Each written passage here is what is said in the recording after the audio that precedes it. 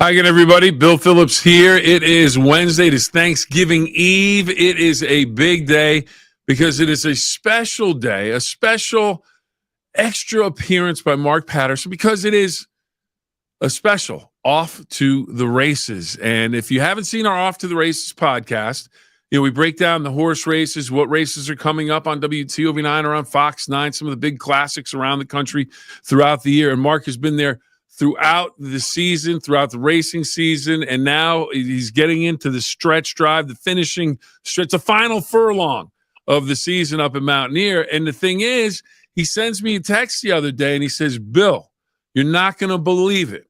We've got a guy on a heater. His trainer's on the heater. Everybody was just, if they were rolling dice, they were getting exactly what they wanted all the time because they were winning races. Mark, great to see you again. Thank you so much for joining us. I greatly appreciate it. Now share with everybody what happened at Mountaineer because this is amazing. It's great to be with you, Bill. They say that there are 1,000 ways to lose a horse race. It's probably more like 10,000, which makes the feat that was just attained by trainer Eddie Clouston and jockey Edgar Palkar just unfathomable. These guys did really the equivalent. Let's say Ben Roethlisberger throwing 11 straight touchdown passes to one specific receiver, Heinz Ward, or something like that, because they combined for 11 consecutive wins. And, Bill, I have been watching horse races since 1965, 1966, and I've never seen anything like it. These guys have caught lightning in a bottle, and they've caught it 11 times. Just unfathomable. I tried to work up some numbers and do some math on the unlikelihood of this streak. I tried to calculate the odds on each of these winners and figure the percentage chance that each of these horses was going to win. And you get to some astronomical odds level, like 18,000 to 1 for all these horses winning consecutively. I tried to work out a mythical $2 parlay and how much you would have gotten back if you started out betting $2 each time Palkar and Clouston teamed up with a thoroughbred racehorse. And there really is no way to wrap your mind around this, or put a number on this incredible streak because it doesn't exist in a vacuum. It's not a scientific experiment. In other words, if you're going to bet $2, by the time that snowball is bigger and bigger and bigger, you're killing your own odds. And beyond that, just the effect of these guys as they do get on the heater, they attract more and more fan support, more and more bets on these horses to the point where the horses themselves are bet lower probably than their actual chances. I suspect the real odds on this are probably around 15 or 20,000 to 1. I have consulted with some professional mathematicians. But just to put it in perspective, Bill, and I did check this out, I really did, and they will give you odds on this. If you wanted to go to Vegas and bet that aliens, little green men land in 2025 on planet Earth, they would only give you 1,000 to 1, baby. And you might have to shop around to get the $1,000 to 1 on that. So just to kind of put what these guys have done in perspective. All right. Well, let me ask you this, because you had a front row seat for it. What did they do better than everybody else? I know there's some horse races where you're gonna have the talent, you're gonna be on the saddle, and that horse is gonna go out and win the race regardless. But then and even the horse that has the most talent, it still needs to run a good race. You can't just go out there and think it's because, like you said, it doesn't happen in a vacuum. Other horses around it. But what did they do with some of the horses, some of the lesser horses, to put themselves in position to win those races? What were they doing better than everybody else to figure out the matrix of winning at Mountaineer? The scary thing, Bill, is it was just business as usual for these guys. They are hardened, seasoned professionals. Eddie Clouston having a breakout year, and he's had a great career. He won his 2000th race a couple of months ago. Is a 59-year-old local native from nearby Washington, PA. Edgar Palkar comes from a different universe than Clouston. He is a native of Peru who went to jockey school down there. I think he is 49 years old, which is getting a little long in the tooth for thoroughbred jockey. But sometimes their skills, when well seasoned, really come together and gel. But these guys have combined somehow just to make magic in a game which is, strangely enough, I think governed by almost mystical undercurrents, hot streaks, and cold streaks. And it has been business as usual for these guys. It's not like Clouston has got a whole ton of fresh horses in that completely outclass the competition or that he is cognizant of the streak and has been dropping horses down wholesale below their true worth so he can keep the ball rolling. As a matter of fact, when the streak got up to 8 or 9, I texted Eddie, who I'm kind of friendly with, and said, dude, how many is it? Do you have any kind of account? Eddie says, what are you talking about? He had no idea what kind of history he was making. Eddie Clouston and Palkar. The ironic thing, he's not even our top jockey. Now, he is a race rider's race rider. To the insiders on the backstretch and to the hardcore horse players. He is definitely a guy at the top of his trade. He's won like 3,500 races, Edgar Palkar, but he doesn't have a sexy reputation. He's not a household name. He has just quietly improved and improved and improved and improved. And these guys together somehow have made magic in a magical game, Bill. Yeah, absolutely. Absolutely. We were talking with Mark Patterson, race analyst at Mountaineer Racetrack Gaming Resort, talking about a heater that trainer and jockey were on. 11 straight wins until the streak came to an end. Absolutely sensational. Now, one of the things that's going to be sensational, Mark, and I know you're going to take it in, Friday, we've got a big high school football game that WTOV9 is going to be streaming. Now, I want to remind everybody, streaming. This will not be on TV. It won't be on WTOV9, Comet, or Fox 9. It'll be streaming on the WTOV9 app, YouTube channel, Facebook page, and the WTOV9 website, WTOV9.com. So you can find it on all of those streaming services. It is Huntington at Wheeling Park. It's the second round of the West Virginia playoffs. It starts at 4 o'clock. We will have, I would imagine, a little bit of a pregame show, maybe 10 minutes before. So maybe tune in about 3:45, and you can watch a great high school football game, second round of the playoffs. And WTOV9 is going to be bringing it to streaming on our app, YouTube channel, Facebook page, and WTOV9. Again, that's Huntington at Wheeling Park. The Patriots looking to advance to the third round, and that's at 4 o'clock on Friday afternoon. So we have that to mention. And right now, Mark, we're going to take a quick time out because we got to pay some bills. We've got our guys from Valley Converting, our sponsors. We love them. We can't thank them enough for all of their support. And we're going to hear from them now. Then we're going to hear from Mark again, talking about the past season and the final few weeks as we finish up the racing season at Mountaineer as we get ready for 2025. Mark will be right back. Everybody, thanks for joining us. Whoop. Every piece of paper has a story. What if that story didn't end when you were done with it? At Valley Converting, we turn your old paper products into recycled paperboard, continuing the story. Locally owned and operated in Toronto, Ohio, bringing your paper to Valley Converting isn't just about recycling. It's about supporting a cleaner, greener future for all of us. We are here 5 days a week to help you make some green by going green. And remember, recycle for your future.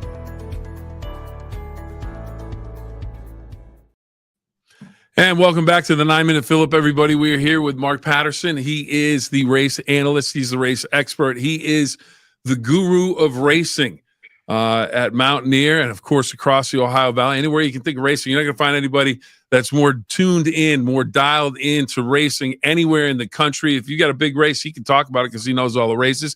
He knows the jockeys. He knows the trainers. He can tell you all the stuff you need to know. And one of the things we had a great time with on our Off to the Races podcast that, you know, people say, oh, it's your Off to the Race. Mark's on all the time. We equal billing on that one because I need him. I need the backup. I need as much backup as possible. So, Mark, it was an interesting year of racing. Tell me about the most interesting things that happened at Mountaineer over the course of the summer and into the fall as we kind of wind things down. And then it won't take long before we're winding things back up in 2025. I think the story of Mountaineer has been its enduring popularity. You know what I wanted to do? I'm a fashion victim to begin with, a middle-aged fashion victim, but I wanted to wear my Mountaineer Nation hoodie and fly my true colors, man. And, I love it. I love it. I need to get one of those. A little bit tattered, a little bit lived in. Aren't those the best? Aren't those the best? Racetrack that it represents, Bill.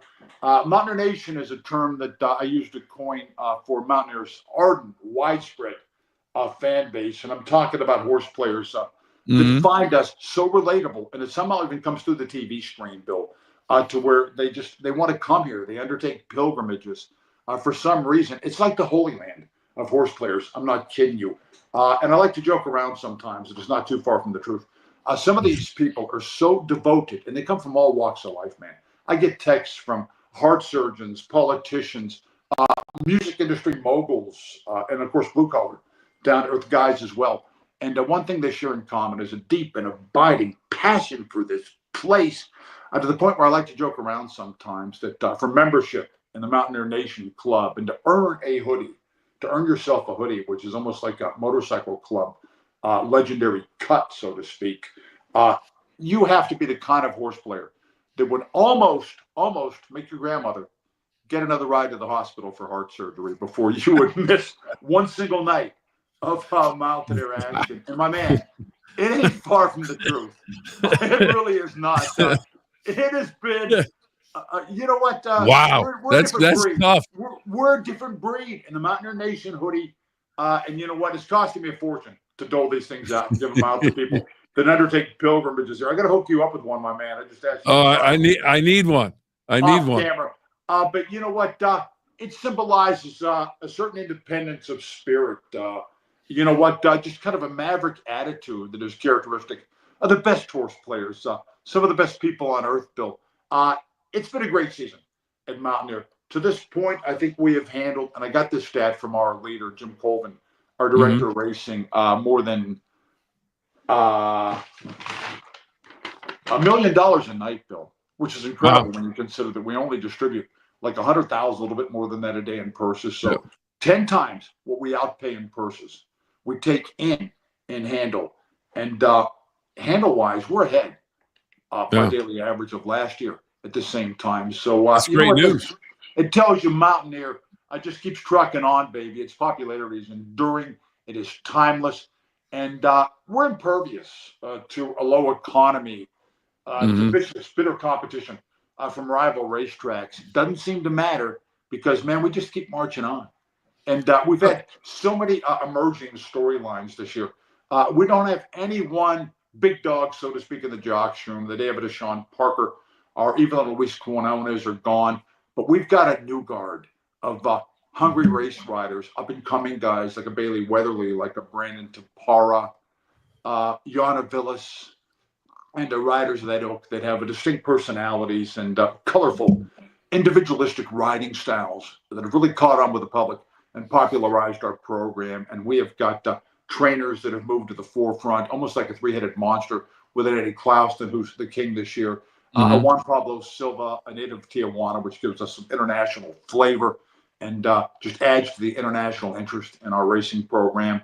And then a Jaybird Bernardini, who won the leading training title both at Mahoney and also at Mountaineer. And over the course of one race card a couple of months ago, posted wins in 3 different states.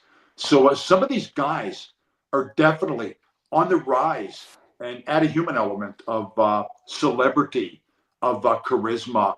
And it makes it just so much fun to cover the mountain and just so easy for our popularity to continue to build. Again, we are with Mark Patterson, race analyst for Mountaineer Racetrack and Gaming Resort. Great year this year at Mountaineer, and we're going to get back to that in just one second. But I want to remind everybody this weekend you have historic Fort Steuben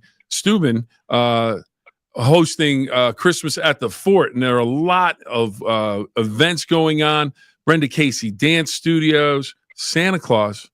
I know you're a Santa Claus guy, Mark. I played Santa Claus in a school play when I think I was in the 3rd grade or something like that. And you know what? I was all cocky about it, Bill, and egotistical because I got to wear the red suit, baby, and I got to throw candy out to the other kids my age. I didn't realize they made me Santa because I was the fattest kid in class, Bill. Well, there's a lot of responsibility being Santa, so I'm sure you did it well. But Santa's going to be there at 5:30, and then there's going to be fireworks later in the night. That's just on Friday. On Saturday, Jeff Jimerson at 5:00 and his band Airborne at the amphitheater. So he's going to be there. There's going to be a lot going on. So get down to the Fort. All the events are free. It's in Steubenville at historic Fort Steuben. It is going to be an exciting weekend and then an exciting season at the Fort. And getting back to seasons, how about Mountaineer? How about the biggest weekend, the West Virginia Derby, when everybody comes in and Mountaineer can really show off? And you were there, and you told me before it was a tremendous race card, and just a great evening.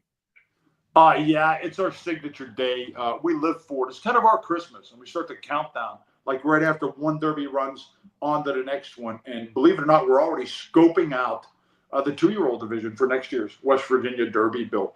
You know what, though? We don't shut down after Derby Day. We just keep rolling and rolling and rolling. I think our final race card is December the 11th. Okay. And some of the best action that we can bring our fans is actually at this time of year. Because with a lot of neighboring tracks shut down, they have sissyed out and closed up for the season. So we've got an influx of horses, very live horses, that boost our field size, which is what the players want. They don't want to bet on a 3 or 4 horse field. And our average field size, by the way, is up this year from last year, which is almost unprecedented, given the horse shortage, which admittedly plagues the entire industry now. But anyways, we've got bigger fields with neighboring tracks shut down. We've got more horsemen here, new horses to give our fields a fresh look. And you got so many trainers, so many jockeys that at this time of year, so to speak, they are hungry. They are super competitive. They want to sock some money away for Christmas and for the cold weather months when we start our long hibernation here after December the 11th. So the action is spirited. The fields are deep. And it's really well worth the time of horse players. Mark, I have a question for you from Ron. Ron is a regular on the 9-Minute Phill-Up. He's always bringing the heat. He's always bringing the good stuff. With all of your years in the sport, which horse was the biggest long shot to end up in the winner's circle? And I know if I'm trying to remember this properly, but Upset, that name comes from a pretty big race, and you know that's where that Upset came from. You know what? I'm going to stay in my lane, I think, Bill, and just refer back to our long and storied history, which kicked off in 1951. I wasn't quite here in 1951, but I was a glimmer in my dad's eye back then. And there you go. There you go. Little Santa Claus was in the planning stage. Let me put it that way, Bill. All right. You know what? The biggest bomb that I can remember that sticks in my mind really resonates, not just because the horse was 100-1 here a couple of years back, but because if I remember correctly, and it's my curse sometimes that I can't not remember, because I'm just so in to thoroughbred racing, to the mountaineer scene.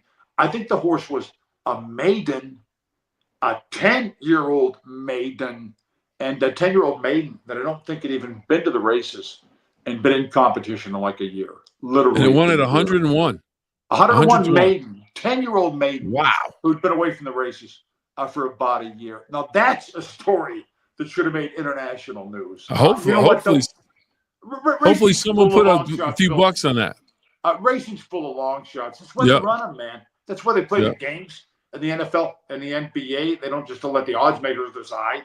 And the consensus of pundits, guys like you and me, that's why they run races, because once the gates open, anything can happen. And you know what, just to veer a little bit sideways on that interesting question that was just posed there, you need a contrarian mindset to beat the races as a horse player. Doesn't mean you're never going to bet a favorite. Doesn't mean you're going to take these wild, pointless stabs on hopeless long shots.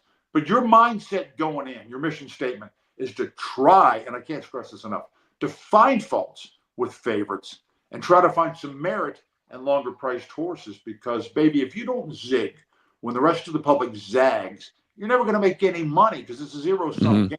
You're trying to take their dough, your fellow players, instead of them getting your dough. So you got to think a little bit differently, a little bit outside the box if you want to profit in horse racing. All right, Ron, thank you very much for the question. Mark, we'll wrap it up this way. Until the 11th, December 11th, that's the final card, or what it looks like to be the final card. Remind people when they need to come out so they can watch the races live, and what should we expect in the final few weeks? And then when does it start to ramp up again? How long of a break is there? I think we will probably start up early next May or late in April, as is the custom here. And I think we ran 117 cards so far this year. I've not heard about any kind of a reduction in racing days. And after what's been kind of a banner year, I seriously doubt we're going to see any kind of a reduction there. I'm pretty sure, and you know what, my bosses will draw and quarter me if I miss the mark on this, but I think our last race card, Bill, is December the 11th, and we do run Sunday night through Wednesday night. First post, I like to call it Mountain Standard starting time because There that's you how go. that's how I set my internal clock, man. First post is always 7 o'clock, and we've got full fields. We've got somebody racing in regions represented in our fields now because even at this time of year, especially at this time of year, they're shipping horses in from far and wide, which gives our races a fresh look. And you can bet one thing at this time of year, nobody's playing cute. Nobody's trying to get their horses ready or give a half-hearted effort. They're going for the gold, baby. Every horse that is in there is well meant. And you're going to see some literally cutthroat competition amongst the trainers, amongst the riders out there to get the money at this time of year. So it's a really high-energy action at this time of year, Bill. And as always, I do invite fans to stop in the studio when they come. Pop in, say hi, man, because I love to go back and forth. I love to go back and forth with horse players. Seriously. You know what, though, Bill? I'm literally running out of hoodies because so many players come, stop in the studio, want to pop in. And not because of my popularity, but because of the siren sound that calls them. It just pulls them to the mountain, to come to the mothership. Seriously, the holy land of horse racing. And I don't like to sign autographs because my penmanship is so lousy. My pen slipped down in the gutter when I was in the 3rd grade. It's illegible. There you go. So what I do as an alternative when I get asked to sign is I will present the autograph seeker with a personal item of mine, which is almost always a battered old hoodie that I have out in my SUV because I never cleaned that sucker out. And I got like 20 in the back seat. And I got to tell you, my man, I'm fast running out of hoodies. Oh, well, that's good. That's good. You get rid of them, then we get you a new supply. All right, as we close things out, I need you to stand up just a little bit, show off the front of the hoodie so we can see the whole thing. There we go. Mountaineer Racing, or Mountaineer Nation, I should say, with the horse on there. Mountaineer Nation is the concept, man. Mountaineer Nation is the concept to the people that heed the call, emanating from the mothership here, my good man. All right, the man that's driving the mothership, the one and only Mark Patterson. Can't thank you enough, sir. Hey, happy Thanksgiving to you and yours. Have a great holiday, and we wish you well in the final few races of the season. And we will get in touch with you next time. We'll get things going again as we get ready for another race season or race year in 2025. Can't thank you enough, Mark. Hey, happy Thanksgiving, Bill, and you can bet that I'm going to honor the code of the then 3rd grade Santa Claus and keep up my caloric intake over the holidays, my man. So I'm going to trust you to do the same. I will do my best. I will do my best. Thank you, sir. Hey, everybody, thank you for tuning in today. Greatly appreciate it. Can't thank Valley Converting enough. Of course, they're in T-Town, the gem city of Toronto, Ohio. Make sure you check in with them if you have recycling to do. Mark, thank you again. Happy holidays. Happy holidays to everybody. And Mark, remember the 2 rules. Have fun and always try your best, everybody. Have a great day. We'll see you next time. All right. Bye, Mark.